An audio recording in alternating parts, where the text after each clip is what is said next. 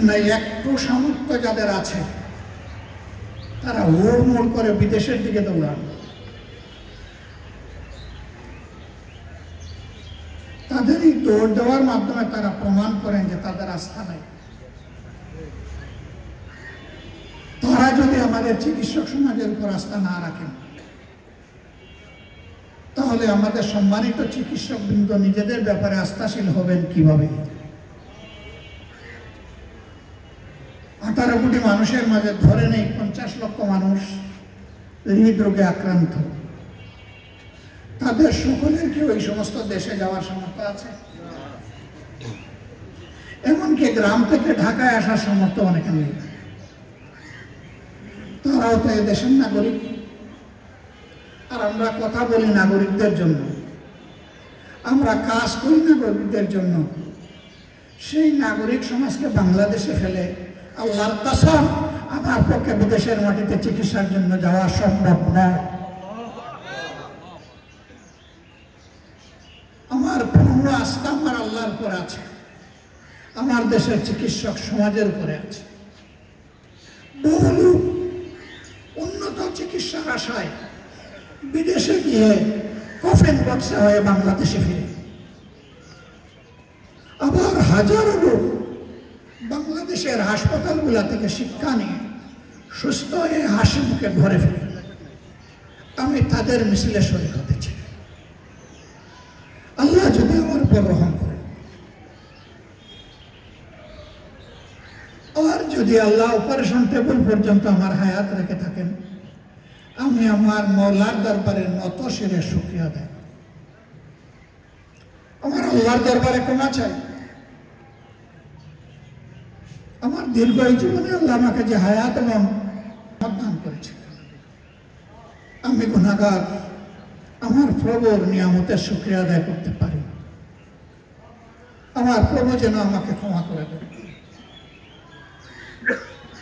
Operation টেবিলে যখন আমাকে শোয়ানো হলো, অধ্যাপক ডাক্তার জাহাঙ্গীর কবির সাহেব তিনি কিছু কথা জানতে চেয়েছিলেন।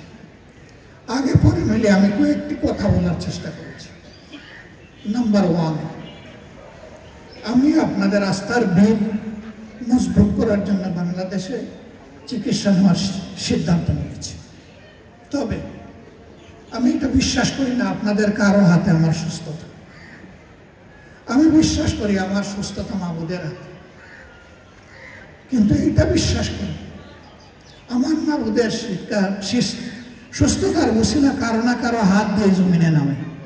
সেই হাতে আপনার হাত।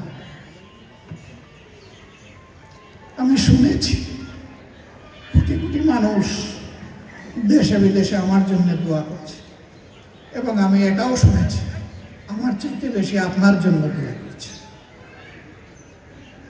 যাতে আল্লাহর দেওয়া শিক্ষা অনুযায়ী, জ্ঞান এবং দক্ষতা অনুযায়ী আপনি সর্বোচ্চ চিকিৎসাটা দিতে পারেন। 2 নম্বর ওনাকে বললাম, forget about who I am, ভুলে যান আমি কে। যদি আমার পরিচয় আপনার মাথায় থাকে, আপনি অতিরিক্ত স্নায়ুর চাপে ভুগবেন। আপনি এখন থেকে মনে করবেন আমি একজন অতি সাধারণ রোগী। আরো 10 জনকে আপনি যেভাবে হ্যান্ডেল করেন, অপারেশন টেবিলে নিয়ে যেভাবে আপনি কাজ করেন, আমার ক্ষেত্রেও কোনো ব্যতিক্রম না করে সেইভাবে করবেন, এটি আমার অনুরোধ। উনি অর্ধ গালে একটা মুচকি হাসি দিয়ে বললেন, আপনি বললেই কি আমরা ভুলে যেতে পারবো? তবে আপনি যেহেতু অনুরোধ করেছেন, চেষ্টা করুন।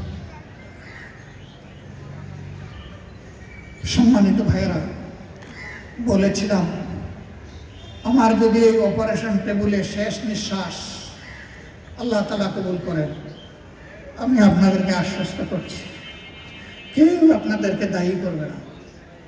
কারণ মেন্টাল মেকআপ আমার প্রিয়জন আপনজনের আমি করেই এখানে এসেছি। তারা বুঝবে এতটুকুই আমার হায়াত, আলহামদুলিল্লাহ। এবং আমি এও বলেছি আমার মৃত্যুর খবর পেলে তারা কেউ যেন না কাঁদে, বরঞ্চ প্রথমেই যেন পড়ে আলহামদুলিল্লাহ রাব্বিল আলামিন। আল্লাহ জীবন তুমি দিয়েছিলে, তুমি নিয়ে গেছো, সকল প্রশংসা। যার আপনজনরা এটা পড়ে তারা বড় ভাগ্যবান।